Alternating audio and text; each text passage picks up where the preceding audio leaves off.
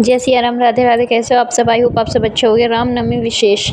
रावण ने बताए थे पत्नी के 8 अवगुण, जानिए कौन से हैं। वाल्मीकि रामायण 3 घटनाओं के इर्द गिर्द घूमती है। एक राम ने वनवास की कैकेयी द्वार की जाने वाली मांग।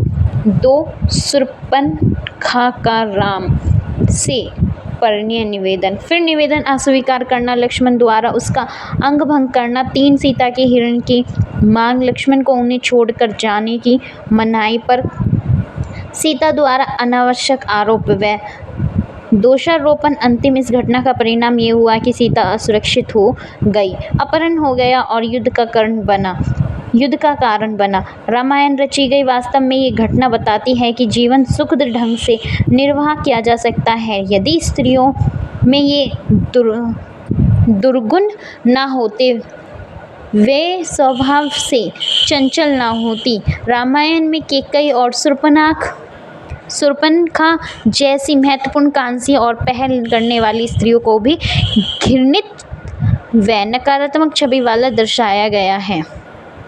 वहीं गोस्वामी तुलसीदास की रामचरितमानस के दोहे के अनुसार सीता को वन में हरण कर ले जाने के बाद रावण उन्हें लंका ले गया। जब श्री राम को सीता जी ने लंका होने के बारे में पता चला तो उन्होंने लंका पहुंचने का प्रयास किया और अंत में वे अपनी वानर सेना के साथ लंका पहुंचने में सफल हुए। उनकी लंका पहुंचने की खबर जब लंकापति रावण के राजमहल तक पहुंची तब रावण की पत्नी मंदोदरी डर गई और वह तुरंत अपने पति के पास गई और उसने अर्ज की कि वह युद्ध ना करे, सीता को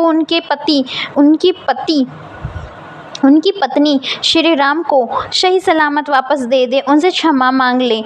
अपनी पत्नी की बात सुनने के बाद रावण ने उसे पत्नियों के 8 अवगुणों के बारे में बताया। रावण ने कहा कि महिलाएं साहसी तो होती है लेकिन अक्सर अपने बल का प्रयोग वो गलत जगह पर करती है। रामचरितमानस में वर्णित दोहे के अनुसार पत्नियों में जो पहला अवगुण पाया जाता है वह है बहुत ज्यादा साहस होना अच्छी बात है, लेकिन रावण के अनुसार स्त्रियां अपने साहस का अमूमन गलत जगह इस्तेमाल कर लेती है। जैसे ही उन्हें अपने से या जैसे ही वे परिस्थिति की अपेक्षा करती है उससे प्रतिकूल कुछ दिखाई दे तो वे उसे बदलने के लिए साहस के साथ आगे बढ़ती है। वे ये नहीं समझ पाती कि उनके द्वारा दिखाया गया साहस यही है या नहीं।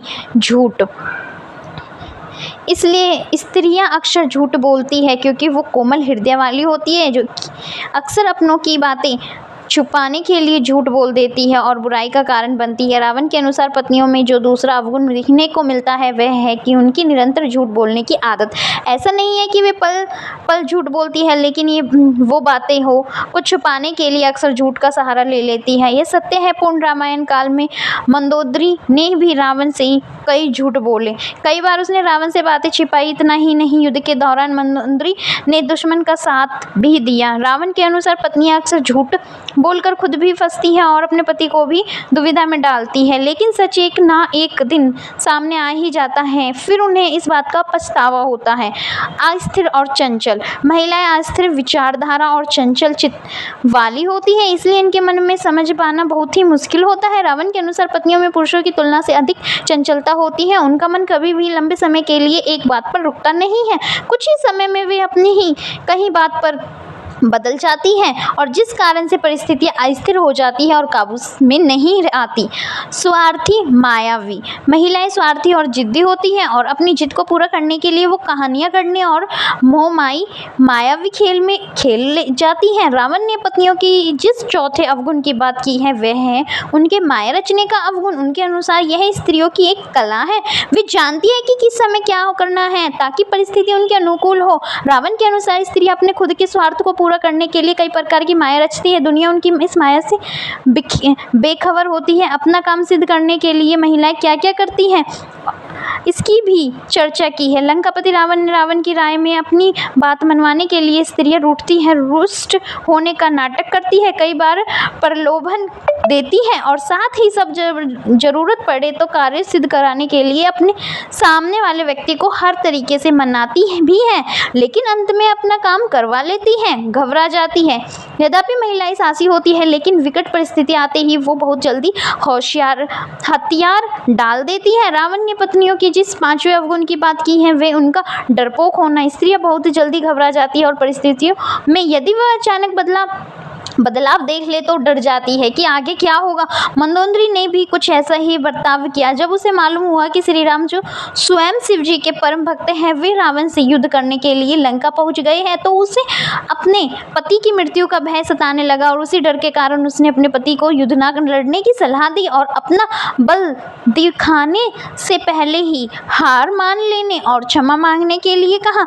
महिलाएं अविवेकी होती है इसलिए अक्सर भावावेश में आकर वे गलत फैसले ले लेती है। इसका एहसास उन्हें बहुत देर में होता है। इसलिए रावण ने यह भी कहा है कि भले ही स्त्री कितनी ही साहसी क्यों ना हो, लेकिन उनके मन में एक भय जरूर होता है और वह भय उनसे अजीबोगरीब कार्य करवाता है। इस भय के कारण उनकी बुद्धि भ्रष्ट हो जाती है। अविवेक, जी हाँ, रावण के अनुसार स्त्रियों का 6वां अवगुण है उनका अविवेक। स्त्रियां भले ही तेज दिमाग वाली होती है, बुद्धिमान भी हो सकती है, लेकिन उनमें कई बार अविवेक जैसा अवगुण देखा जा सकता है जिसके कारण वे बिना सोचे समझे निर्णय ले लेती हैं और बड़ी समस्या में पड़ जाती है। दया नहीं दिखाती। वैसे तो स्त्रियां कोमल हृदय वाली होती है, लेकिन अगर कोई एक बार उनकी नज़र से उतर जाए तो उसे आसानी से माफ नहीं करती। रावण के अनुसार स्त्रियों का 7वां अवगुण है निर्दयता। स्त्रियां दया जरूर करती है, लेकिन जिस पर उन्हें दया न आए वे कभी उस पर भविष्य में भी दया नहीं दिखाती और उनका यह उनका हट ही समझ लीजिए।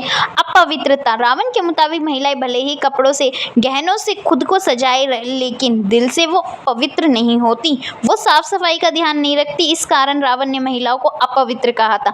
अपवित्रता, माफ कीजिए, उनको इस बात पर सच में बुरा लग रहा होगा, लेकिन रावण के अनुसार महिलाएं अपवित्र होती हैं। उनमें मन की साफ सफाई का भाव होता है, परंतु ये सब उन दिनों की परिस्थितियां हैं। वह सामाजिक संरचनाओं के आधार पर रचा गया था, परंतु अब मान्यता बदल चुकी है, समाज बदल चुका है। अब समय और स्पष्ट रूप से नए समाज और मान्यताओं के समय के द्वारा महिलाओं की संपूर्ण एक तस्वीर बदलने के लिए नए औजारों के निर्माण का वर्तमान में इस बदलाव की सख्त आवश्यकता है। जय सिया राम। वीडियो अच्छी लगी तो प्लीज़ चैनल को लाइक एंड सब्सक्राइब करना ना भूलें। Thank you for watching this video.